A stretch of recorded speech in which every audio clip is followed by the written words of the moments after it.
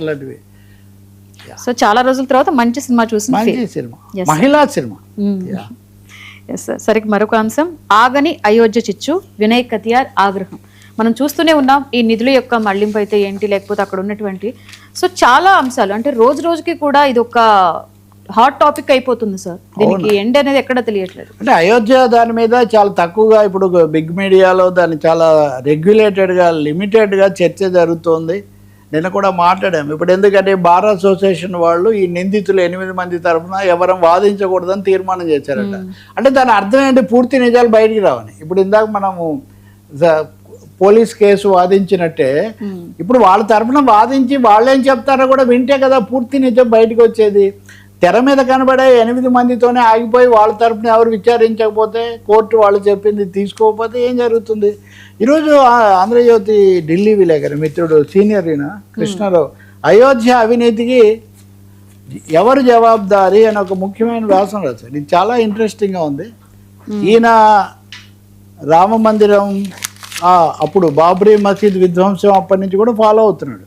ఈయన చెప్తున్నాడు, వినయ్ కతియార్ అని ఆయన విహెచ్పి నాయకుడు, అయోధ్య లేదా ఫైజాబాద్ ఎంపీగా కూడా ఉన్నాడు. విహెచ్పి ఆయన ఏమి వేరే కాంగ్రెస్ లేదా కమ్యూనిస్ట్ ఏం కాదు. ఆ వినయ్ కతియార్ లాంటి వాళ్ళు కూడా ఇప్పుడు భరించలేకపోయారు. ఏమన్నాడంట అంటే, ఇలాంటి వినయ్ కతియార్ వాళ్ళ అయోధ్యలో జరుగుతున్న పరిణామాలను తీవ్రంగా పరిగణిస్తున్నారు, మనస్తాపం ప్రకటించారు. ప్రస్తుతం ఉన్నవారందరూ దొంగలే అని ఆయన అన్నారంటే పరిస్థితి అర్థమవుతుంది. వినయ్ కతియార్ మాత్రమే కాదు, అనేక మంది సాధువులు కూడా ఈ దోపిడీని ఖండించారు. నిధులు దొంగిలించుకొని దోచుకున్న వారు ఫలానా అని ఇంకొక స్వామి ధీరేంద్ర కృష్ణ శాస్త్రి, ఇంకొక ఆయన అవిముక్తానందేశ్వర సరస్వతి, ఇంకొక ప్రవచన, ఒకరు కాదండి, ఒక భారీ ఎత్తున భక్తులు అనే వాళ్ళల్లో లేదా విశ్వాసులు అనే వాళ్ళల్లో దీన్ని చాలా గొప్పగా చూసిన వాళ్ళంతా కూడా షాక్ అయ్యారు. అసలు అక్కడ లేకపోవడం ఒకటి, దాని మీద మాట్లాడకపోవడం ఇంకోటి. ఈ టైమ్స్ ఆఫ్ ఇండియా చాలా వివరమైన స్టోరీ ఇచ్చింది ఈరోజు, అంటే ఎట్లా జరిగింది ఇది అని. ఇది కూడా ఇంట్రెస్టింగ్. ఇవన్నీ ఎందుకు చూపిస్తున్నా అంటే, ప్రింట్ మీడియా ఎలక్ట్రానిక్ మీడియా ఎలా ఉన్న విషయాలు ఎలా వస్తున్నాయని చెప్పడానికి. What went wrong in Rama Mandir counting room 1, 2, 3 ఎన్ని వైలేట్ చేశారు, ముఖ్యమైనవన్నీ వైలేట్ చేశారు. ఉదాహరణ పాకెట్లెస్ క్లాత్స్, జేబులు లేకుండా వెళ్ళారు, జేబులతోనే వెళ్ళారు, వాటిని ఎవరిని ఏం చేయలే. క్యాష్ డిపాజిట్ ఎంత తీసుకోవాలి చేశారు, కనీసం 79 సార్లు సంచులతో తరలించారు. అంటే ఇవన్నీ ఎవరో ఒకరో ఇద్దరో చేయలేరు కదా, వ్యవస్థ మద్దతు లేకపోతే. దీన్ని బయట పెట్టింది కూడా ఎవరు, అఖిలేష్ యాదవ్, సమాజ్వాదీ పార్టీ, బీజేపీకి ప్రథమ శత్రువు కదా ఉత్తరప్రదేశ్లో. అఖిలేష్ యాదవ్ బయట పెట్టాక దీన్ని తీసుకొచ్చారు. ఇప్పటికీ ఈరోజు సరదా ఆసక్తికరంగా యోగి ఆదిత్యనాథ్ ముఖ్యమంత్రి ప్రకటన చేశారు. ఏమని అంటే, మీరా మాట్లాడేది, ఆ రోజు కరసేవకుల మీద కాల్పులు జరిపిన అఖిలేష్ యాదవ్ సమాజ్వాదీ పార్టీ మాట్లాడతాయా? సరే, ఆ రోజున కాల్పులు జరపడం ఏదో, తర్వాత మీరు 3 సార్లు గెలిచారు కదా, 2 సార్లు రాజ్నాథ్ సింగ్ కూడా అయ్యాడు అనుకోండి ఒకసారి.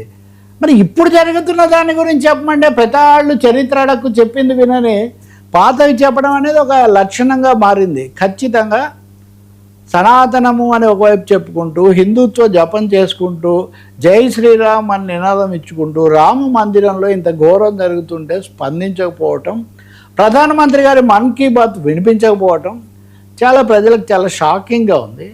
ఖచ్చితంగా ఒక సిట్ వేసి చేతులు దులుపుకోవటం కాదు. ఇగో ఇక్కడ చెప్తున్నట్టుగా అందరూ దొంగలే అంటున్నాడు. ఇదివరకటి విశ్వ హిందూ పరిషత్ ఎంపీ, ఇప్పుడు ఈ చంపత్ రాయ్, ఈ ట్రస్ట్ కార్యదర్శి ఎవరైతే రాజీనామా చేశారో అతను విశ్వ హిందూ పరిషత్ ఉపాధ్యక్షుడు.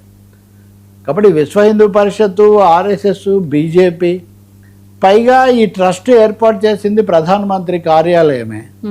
ప్రధాని కార్యాలయంలో సీఈఓగా ఉన్న నృపేన్ మిశ్రానే దీనికి చైర్మన్గా పంపించారు. మరి ఆయన కూడా బాధ్యతలే, ఇంతవరకు ఆయన మాటలే మనం వింటలేదు.